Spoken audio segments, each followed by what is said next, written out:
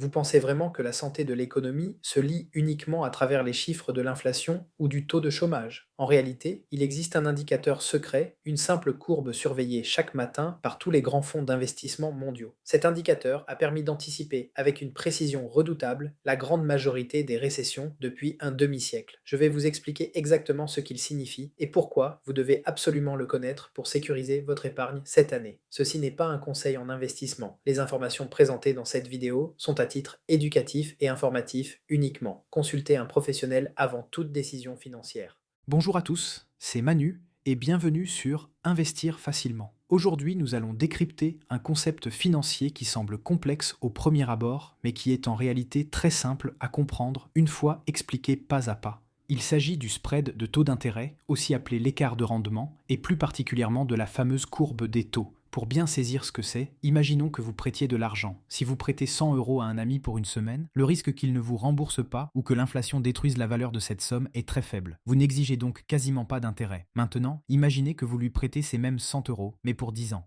En 10 ans, il peut se passer énormément de choses. Il peut perdre son emploi. Et l'inflation aura sûrement érodé le pouvoir d'achat de vos 100 euros. Naturellement, pour compenser cette incertitude et cette immobilisation de votre argent, vous allez exiger un taux d'intérêt beaucoup plus élevé. Eh bien, sur les marchés financiers, c'est exactement la même logique. Les États, comme la France ou les États-Unis, empruntent de l'argent en émettant des obligations. En temps normal, une obligation d'État sur 10 ans offre un rendement bien supérieur à une obligation sur 2 ans. Quand on trace ces rendements sur un graphique, on obtient une ligne qui monte. C'est ce qu'on appelle une courbe des taux normales. Elle reflète un optimisme général. Les investisseurs croient en l'avenir et en la croissance économique. Mais c'est là que notre indicateur prend toute son importance. Parfois, cet écart, ce fameux spread entre le taux à 10 ans et le taux à 2 ans, se resserre jusqu'à devenir négatif. C'est ce que les économistes redoutent le plus et appellent l'inversion de la courbe des taux. Dans cette situation, les investisseurs exigent un rendement plus élevé pour prêter à l'État américain ou français à court terme qu'à long terme.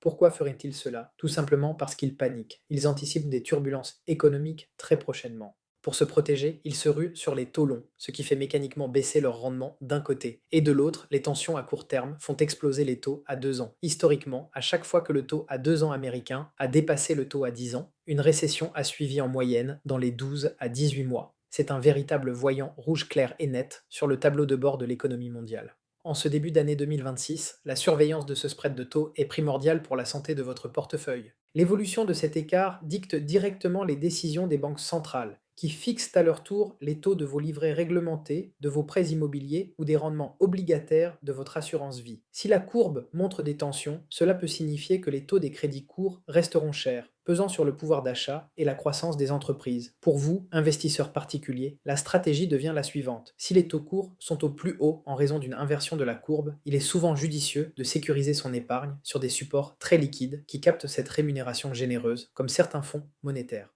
A l'inverse, dès que la courbe reprend une forme normale et que la confiance revient, c'est généralement le moment idéal pour se repositionner sur des actifs à plus long terme, comme l'immobilier ou les actions, qui bénéficieront de conditions de financement plus abordables. D'ailleurs, de nombreuses SCPI profitent de ces cycles de taux pour acheter des bâtiments à excellent prix, préparant ainsi des rendements futurs très attractifs pour leurs associés. Pour conclure par rapport à notre question de départ de cette vidéo, la santé de l'économie ne se résume pas à l'inflation d'aujourd'hui. Elle se lie dans les anticipations de demain, le spread de taux est cette boussole qui vous donne une longueur d'avance sur les crises.